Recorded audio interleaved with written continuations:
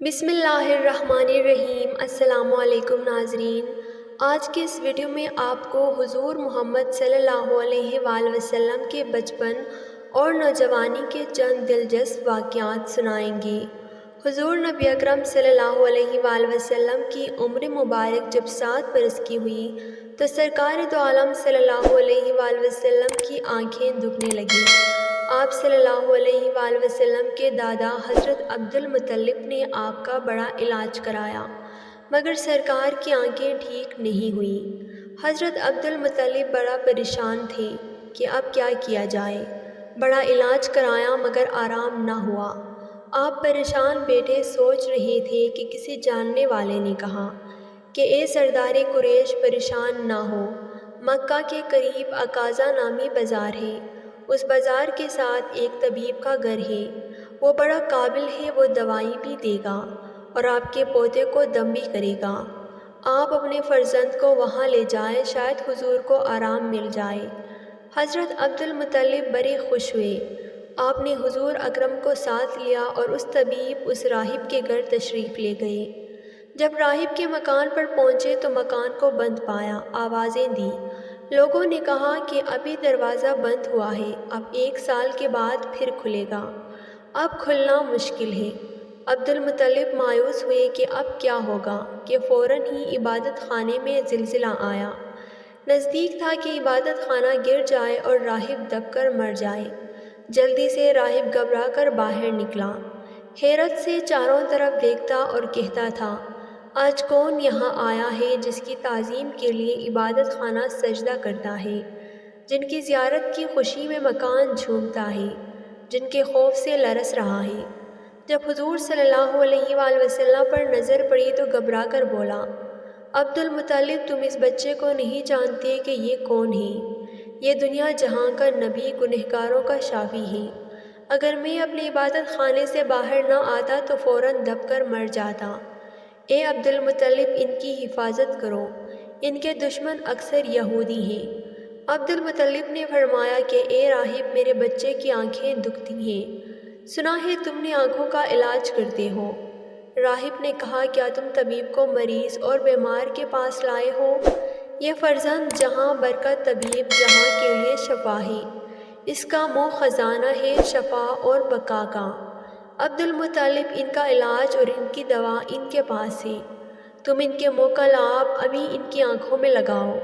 یہ سن کر عبد المطلب نے آپ کے منہ کا لعاب آپ کی آنکھوں میں لگایا۔ لعاب کا لگانا تھا یا مرض کے لیے شفا کا بہانہ تھا؟ یہی لعاب آپ کا علاج بنا۔ جیسا کہ ہجرت کے موقع پر غار سور میں ابوبکر صدیق رضی اللہ تعالیٰ عنہ کو سانپ نے کاٹا تو آپ صلی اللہ علیہ وآلہ وسلم نے اپنا لعاب مبارک لگایا تھا۔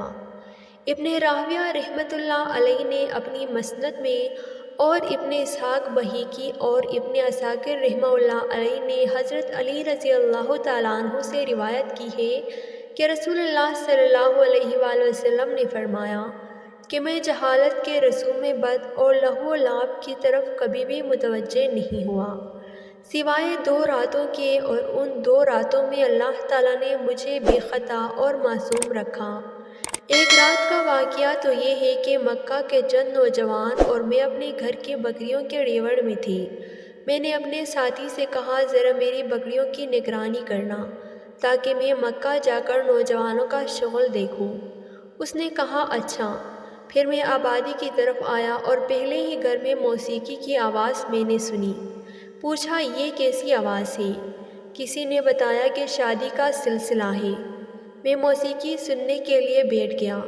اللہ نے میرے کانوں کا تھپتھپایا اور میں سو گیا، حتیٰ کہ دوسرے روز سورج کی آمد پر اس کی شعاعوں نے مجھے بیدار کیا۔ میں اٹھ کر ساتھی کے پاس گیا۔ اس نے پوچھا، اتنے لمبے وقت تک کیا کرتے رہے؟ میں نے اس کو پوری آپ بیتی سنائی۔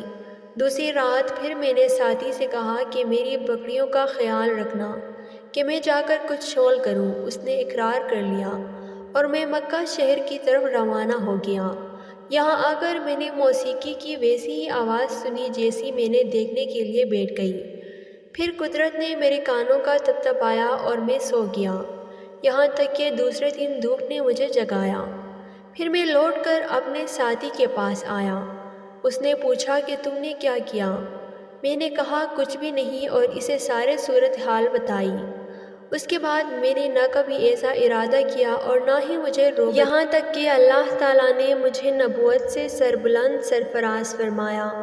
حضرت جابر سے روایت ہے کہ جب کعبہ کی تعمیر ہوئی تب نبی کریم صلی اللہ علیہ وآلہ وسلم اور حضرت عباس رضی اللہ تعالیٰ عنہ پتھر اٹھا اٹھا کر لانے لگے۔ حضرت عباس نے آپ سے کہا اپنا تہہ بند اتار کر کندھوں پر رکھ لو تاکہ تمہارے کندھے پتھر سے محفوظ رہیں۔ چنانچہ آپ صلی اللہ علیہ وآلہ وسلم نے اسے کھول کر کندھوں پر رکھ دیا کہ اتنے میں آپ زمین پر گر گئے اور آنکھیں آسمان میں لگ گئیں۔ پھر آپ اٹھے اور فرمانے لگے میرا تہہ بند، میرا تہہ بند، اور فوراً آپ صلی اللہ علیہ وآلہ وسلم نے تہہ بند باندھ لیا۔ حضرت عباس فرماتے ہیں کہ اچانک آپ بے ہوش ہو کر گر پڑے۔ میں دوڑتا ہوا آ گیا تو دیکھا تو آپ کی نگاہیں آسمان پر پیوست تھیں۔ میں نے کہا اے بھتیجے تمہاری حالت کیا ہے؟ آپ نے فرمایا مجھے روک دیا گیا ہے کہ میں برہنہ ہو کر چلوں۔ اس کے بعد آپ صلی اللہ علیہ وآلہ وسلم کبھی عریان نہ ہوئے۔ حضرت عباس کہتے ہیں کہ میں نے آپ کی بات نوٹ کر لی کہ اس کے بعد آپ کبھی عریان نہیں ہوئے، یہاں تک کہ اللہ نے آپ کی رسالت کا اظہار کر دیا۔